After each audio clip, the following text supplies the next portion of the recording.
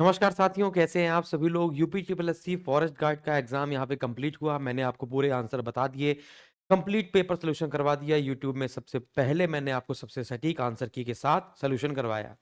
अब यहाँ पर हम लोग बात करते हैं कि UP triple SC forest guard की कट ऑफ क्या हो सकती है। बहुत सारे विद्यार्थी परेशान हैं।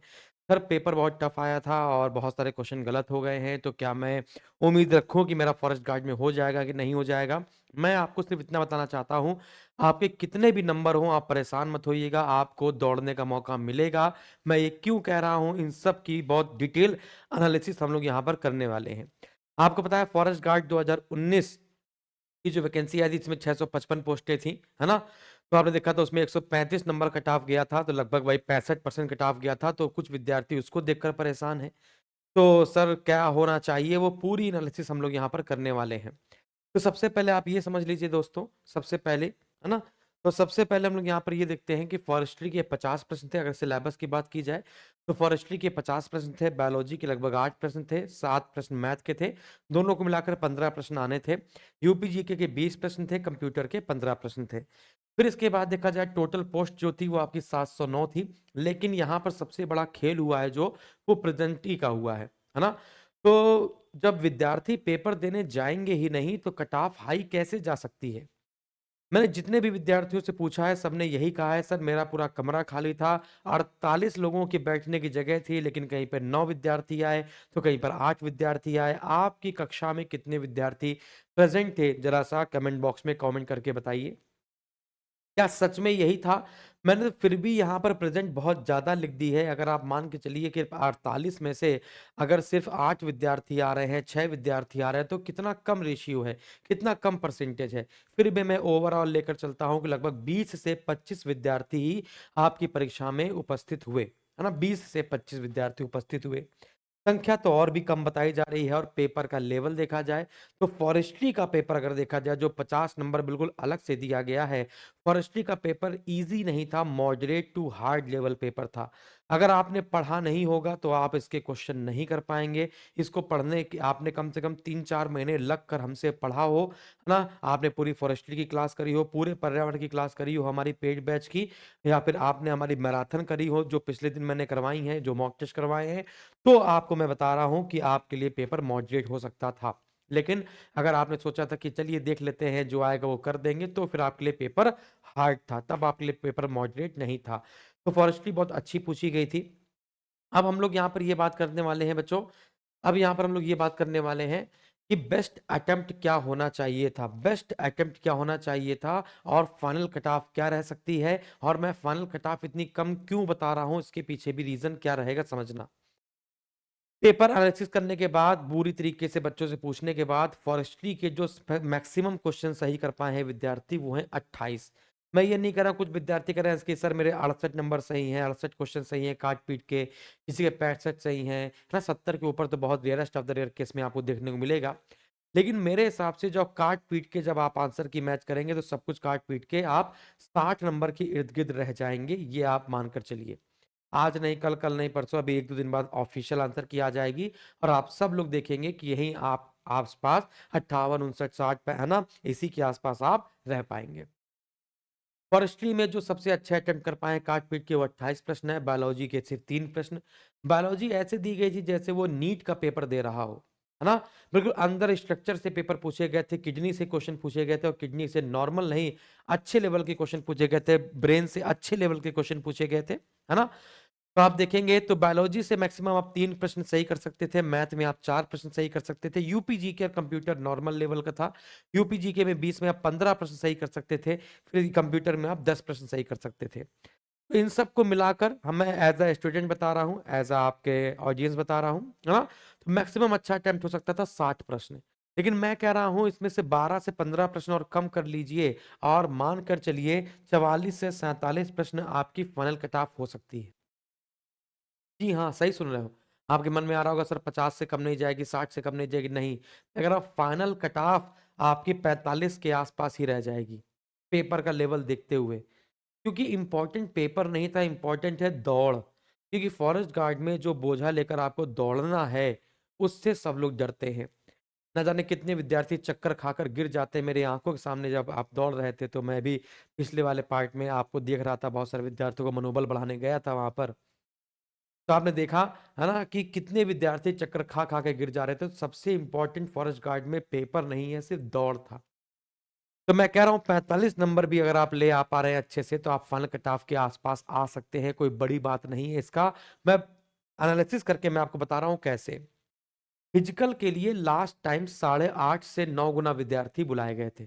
जब मैक्सिमम फॉर्म पड़े थे और मैक्सिमम लोग गए थे पेपर देने, तो 8.5 से 9 गुना, क्योंकि इतना विद्यार्थी बुलाएंगे नहीं, क्योंकि बहुत सारे विद्यार्थी पेपर देने के बाद फिजिकल में जाता ही नहीं है। मैं कह रहा हूं 8.5 से 9 गुना विद्यार्थी बुलाए गए थे, लेकिन गए थे उसमें 3 से 4 गुना ही। उसमें भी 50% 60% विद्यार्थी दौड़ में शामिल नहीं होते हैं, वो सिर्फ पेपर पास कर लेते हैं और खुश हो जाते हैं कि हाँ मैंने फॉरेस्ट गार्ड का पेपर निकाल दिया। आगे जूनियर असिस्टेंट, वन दरोगा जैसे विद्यार्थी तैयारी करना शुरू कर देते हैं। तो ये वाला मैं बता रहा हूँ 8.5 से 9 गुना विद्यार्थी लास्ट टाइम बुलाए गए थे। लगभग 5,836 के आसपास विद्यार्थी बुलाए गए थे, जिसमें 655 पोस्ट थी। तो इसमें कम क्या था ये समझिए, आप खुद आप समझने की कोशिश कीजिए। इस बार टोटल पोस्ट है बच्चों आपकी 709। टोटल पोस्ट कितनी है? 709 टोटल फॉरेस्ट गार्ड की पोस्ट है। यदि इसका आप 8.5 गुना कर लेते हैं तो 6,026 विद्यार्थी हो जाते हैं। 9 गुना कर लेते हैं तो 6,381 विद्यार्थी हो जाते हैं। जबकि आप देखेंगे टोटल 29,217 विद्यार्थियों को पेपर के लिए आमंत्रित किया गया था। 709 पदों का जो कट ऑफ था, वो पेट कट ऑफ कितना गया था? 29,217 विद्यार्थियों को बुलाया गया। तो इस 29,217 विद्यार्थियों में प्रेजेंट देखा जाए, जो मैं मैक्सिमम लेकर चल रहा हूं 20%, तो 5,843, और 25% ले ले तो 7,304। समझ रहे हो ना? तो अगर 25% विद्यार्थी भी अगर प्रेजेंट रहे होंगे, तो 7,304 ही विद्यार्थी तो पेपर देने गए होंगे। जबकि यहां पर आप देख पाएंगे कि 6,381, या मान के चलिए 6,000 विद्यार्थी तो दौड़ के लिए ही बुलाए जाएंगे। लगभग 8.5 गुना विद्यार्थी तो दौड़ के लिए ही बुलाए जाएंगे। तो ये 6,026 हो गया, यहाँ पर आपका 5,843 हो गया, या 7,304, अगर 25% विद्यार्थी उपस्थित ले लिया जाए, तो कुछ तो कट ऑफ आगे जाएगी। तो इस आंकड़े पर तो आप ये भी कह सकते हैं सर 30 नंबर भी फाइनल कट ऑफ जा सकती है। मैं कह रहा हूं जा सकती है, कोई बड़ी बात नहीं है इसमें, क्योंकि विद्यार्थी ही नहीं पेपर देने पहुंचे। और मैं कह रहा हूं जब 8.5 गुना विद्यार्थी बुलाए जाते हैं, तब 3 गुना 4 गुना विद्यार्थी दौड़ में जाते हैं, उसमें भी आधे फेल हो जाते हैं।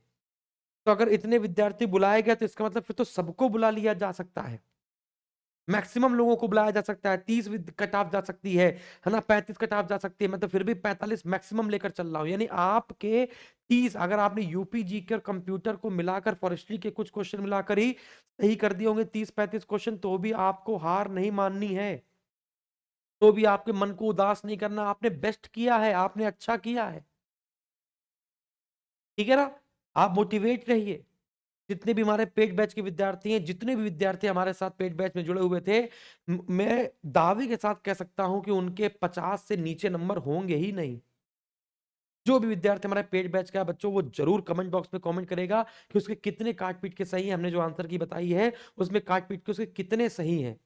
और आप दौड़ के लिए बुलाए जाओगे, मैं कह रहा हूं कोई माई का लाल नहीं रोक सकता। आप दौड़ के लिए जाओगे, आप दौड़ना शुरू करो, ठीक है ना?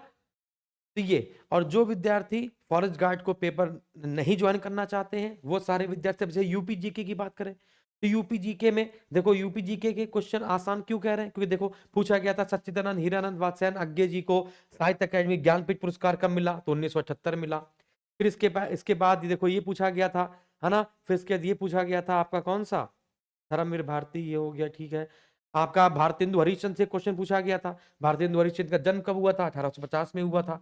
एक क्वेश्चन आपका मैथिली शरण गुप्त से पूछा गया था, ये भी मैंने आपको बताया है। तो 3 क्वेश्चन तो महान व्यक्तियों से पूछा गया था। मैंने आपकी 5 क्लासेस ली हैं, 5 से 6 क्लासेस, और उसमें भारत के महान व्यक्तित्व देखो पूरा पढ़ा दिया है। कोई ऐसा व्यक्ति नहीं है उत्तर प्रदेश का जिसके बारे में आपको पढ़ाया नहीं। हरि प्रसाद चौरसिया, मोतीलाल नेहरू, जवाहरलाल नेहरू, सुभद्रा कुमारी चौहान, मेजर ध्यानचंद, गणेश संघ विद्यार्थी, पुरुषोत्तम दास टंडन, मदन मोहन मालवीय, हरिवंश राय बच्चन, धर्मवीर भारती, लियाकत अली, मुंशी प्रेमचंद, जयशंकर प्रसाद, भारतेंदु हरिश्चंद्र, रानी लक्ष्मीबाई, कबीरदास, सुपार्श्वनाथ तेलंग स्वामी, संपूर्णानंद संत रविदास, रैदास, इन सब के बारे में, और जो और भी नीचे आ जाइए, सबसे नीचे है ना, मदन मोहन मालवीय, कोई भी ऐसा व्यक्ति नहीं है। सुरेश रैना कहाँ से संबंधित, कौन सा खिलाड़ी कहाँ से संबंधित है ना, कौन व्यक्ति कहाँ से संबंधित है, देखो अब्दुल हामिद कहाँ से संबंधित है, ये सारा, कौन क्या करते हैं, किसका जन्म कहाँ पर हुआ, वो सारी चीजें, मेजर ध्यानचंद्र के बारे में हो, चाहे राहुल सांकृत्यायन हो, कोई भी हो, तो आपको मैंने ये पूरा पढ़ाया है। जिला दर्शन मैंने आपको पढ़ाया है, यूपी जीके में यूपी जीके का इतिहास पढ़ाया है, यूपी जीके महान व्यक्तित्व पढ़ाए हैं, उत्तर प्रदेश की नीतियां पढ़ाई हैं, उत्तर प्रदेश की योजनाएं पढ़ाई हैं। तो यूपी जीके कंप्यूटर तो आप कभी भी गलत कर ही नहीं सकते। तो अब जितने विद्यार्थी जूनियर असिस्टेंट 3284 पर फोकस कर रहे हैं, वो आप जूनियर असिस्टेंट 3284 का बैच ले लेंगे। बैच की फीस मैंने कम कर दी है, मात्र 499 रुपए फीस थी, इसकी 299 रुपए कर दी है।